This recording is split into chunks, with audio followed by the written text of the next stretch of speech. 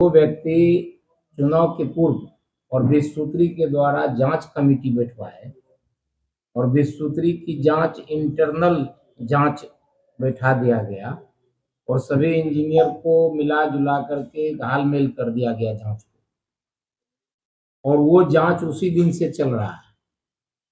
और ये जो एफआईआर किए हैं श्रीमान जी जो कॉन्ट्रैक्टर हैं, वो एफआईआर में खुद से लिखे हैं मेरे ऊपर विश्वसूत्री कमेटी के द्वारा जांच गठन किया गया।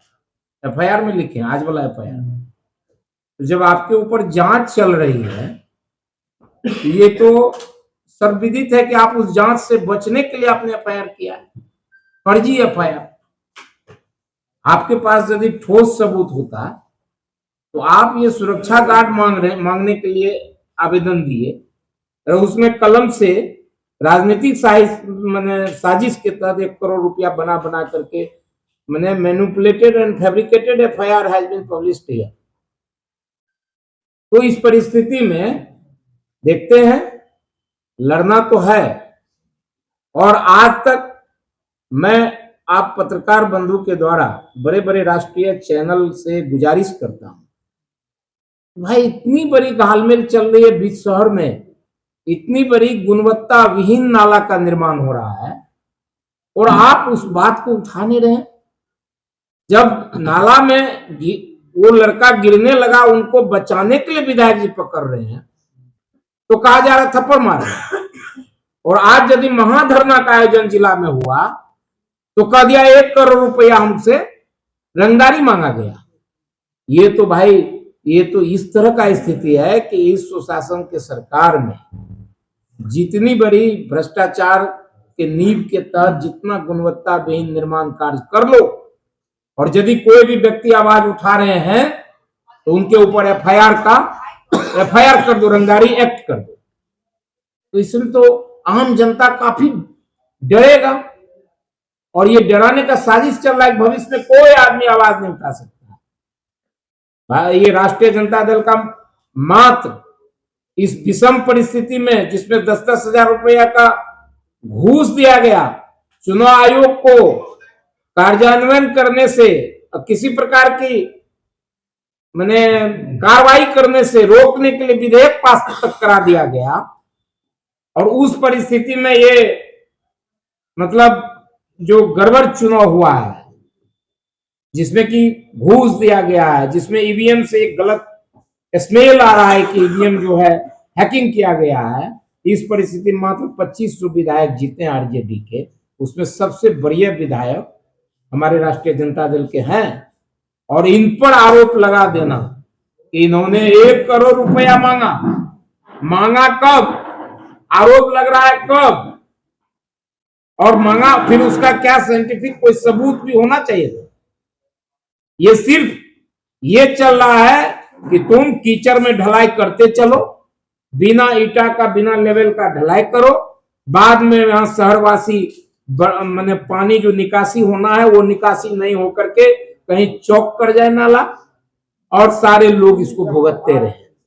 और बाद में इसका कोई, ये जो ऑफिसर है सब बदली हो जाएगा, जितने लोग इनको बचा रहे हैं शहरवासी भुगतेगा।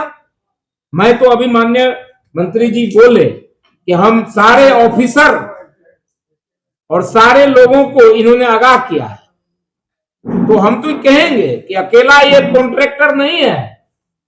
ये एफआईआर लिखा जा रहा है, बॉडीगार्ड मांग रहा है, फिर उसको 1 करोड़ का रंगदारी में बदला जा रहा है, और फिर कोई भी ऑफिसर जांच के लिए जा नहीं रहे। बिहार सरकार का एक चुना हुआ प्रतिनिधि नाला में उतर रहे हैं, 45 घंटा की नाला जो ढलाई किया गया उसमें जूता धस रहा है, उसकी बात कोई पत्रकार भाई, कोई राष्ट्रीय चैनल नहीं उठा रहा है। हम धन्यवाद देते हैं लोकल यूट्यूबर को कि कम से कम वो सही बात भी रख रहे हैं।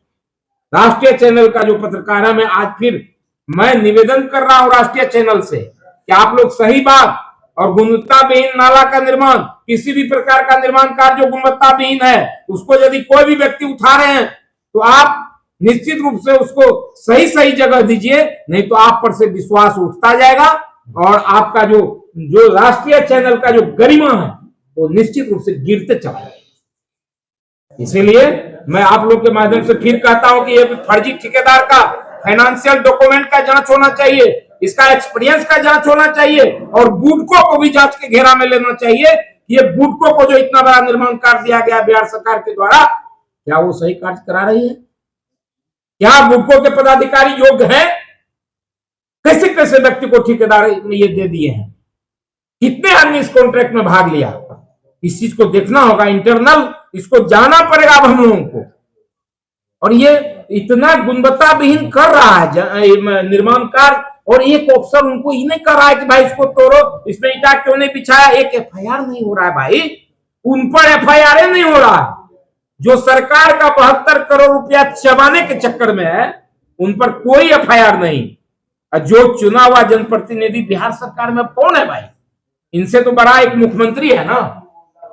जो बिहार सरकार का कैबिनेट मंत्री प्रोफेसर चंद्रशेखर चार बार विधायक रहे हैं, कैबिनेट मंत्री रहे बिहार सरकार का, इनसे बड़ा एक माननीय मुख्यमंत्री हो सकते हैं। और ये उठा रहे हैं बात, इन पर एफआईआर कर रहा है रंगदारी एक्ट का। और यहाँ के जो पुलिस पदाधिकारी महोदय वो लाचार बेबस होकर के एफआईआर भी कर रहे हैं।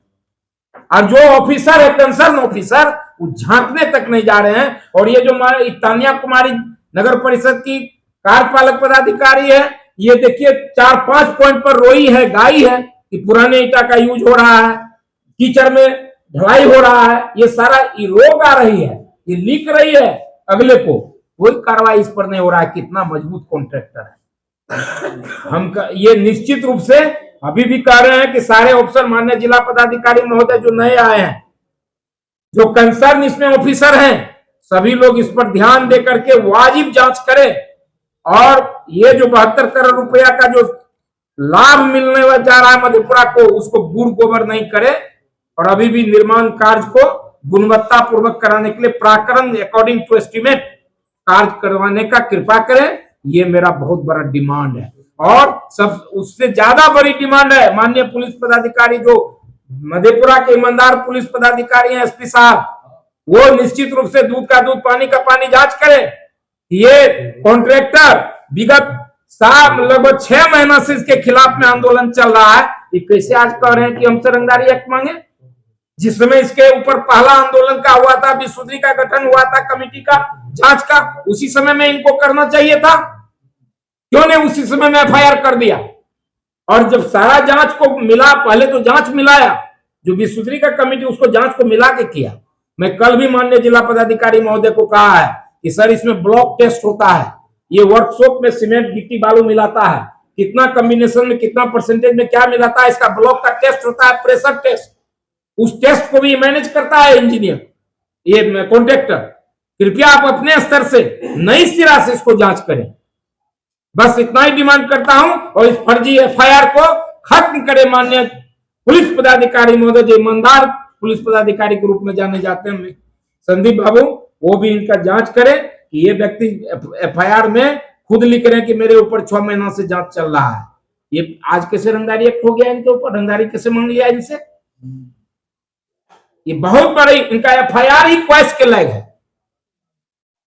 बस मेरा इतना ही कहना है।